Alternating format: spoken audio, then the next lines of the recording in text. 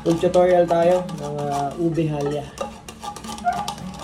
Ito, ayan, ube making ngayong Pasko. Ito na. So, abangan nyo yung ingredients. Magluluto tayo ng ube. So, pakuluan lang to. Hanggang sa medyo lumambot, huwag nyo kapalambutin kasi mahirap balatan and mahirap gadgarin. So, yan yung sekreto para madaling gadgarin. Huwag nyo kakalagain ng mabuti. Ayan. Ito na, hangoy na natin. Pag kaya ng tusukin na ganito, pwede na to. Ayan. Palamigin lang natin tapos babalatan and then gagadgarin natin. So, ganun lang. Bago natin timplahan. Palamigin muna natin to. Ganda ng pagka-ube. Init. So, ayan. Ayan na. Balatan na natin. Palamigin lang muna din babalatan.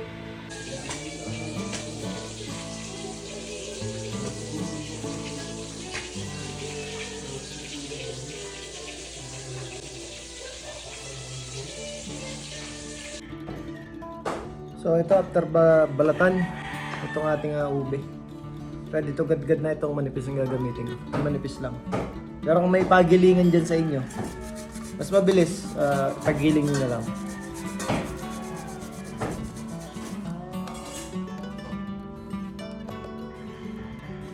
Ang ating gagawin, maglalagay tayo ng gata. Then medium heat lang, medium. Then maglalagay tayo ng asukal. So 1/4 lang muna. Magtunaw tayo ng asukal 1/4. Ayan, gamit ang ating gata. Itong ginamit ko brown sugar talaga, hindi siya wash. So ayan. Tunaw tayo ng 1/4. Itong gata nga pala natin kakanggata to.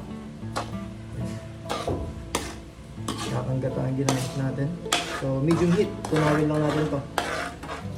And then ayan, at pag nakikita nyo ng kumukulo itong ating gata at saka itong ating asukal, yan. Ready na natin ilagay ang ube. Yung ginadgad na ube. Excited much? Ngayon na lang ulit tayo makakatikim ng ube halya.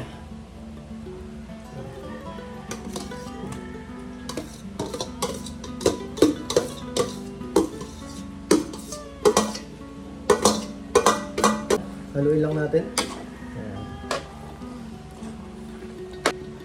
So ayan, lalagyan na natin yung next. Ito ay butter. Ayan. Lagyan na natin yan kasi natutunaw na mga ganun. And then margarine. Itong ating margarine. Kulang tayo ng kutsara. Yan. Lagyan na natin ito. Ayan. Margarine. So kalahati lang nitong margarine. 2 kilos itong ano natin, itong ube. 2 kilos. Ayan.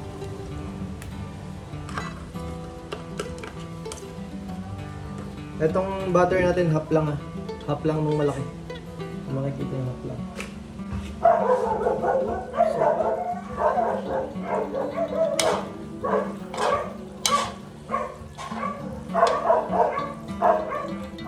Condensed milk.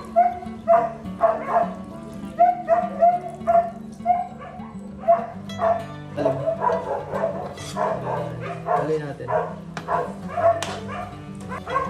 Condensed milk. Yum, yum, yum.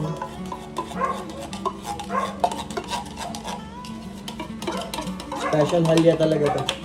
Para maging special yung handaan nyo ngayong Pasko. Pasko at bagong taon. So ito lang. Ganun lang kasimple itong pagluluto nito. Full tutorial tayo ng ube halya.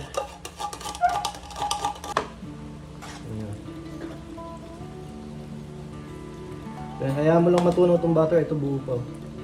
Kasi ano yun naka-freeze. Frozen.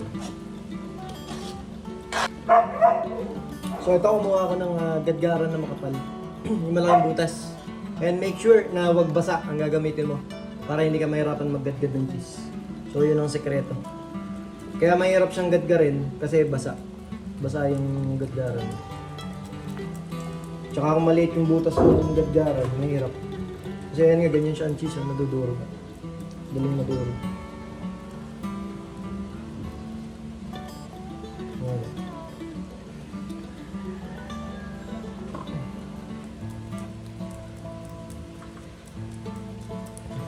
Nasa sa inyo na kung maglalagay kayo o hindi. Pero ako, sa experience ko sa paggagawa ng ube.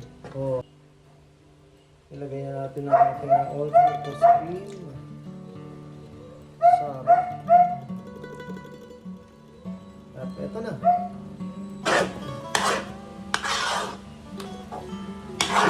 And then, pwede kayo mag-add ng sugar. Kung natatabangan kayo dyan kasi ganito ang ating punch, pwede kang mag-add ng sugar. Ayan na, kumukulong ube. Umuusok-usok pa.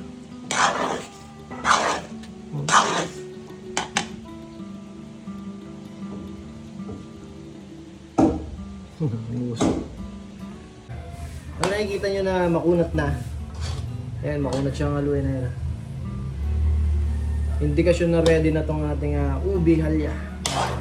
So, preparation na ng ating lalagyan para palamigin at ready to eat na ang ating ubi halya. So, ayan, maraming salamat po sa laging nakatutok at laging nanonood sa ating mga vlogs.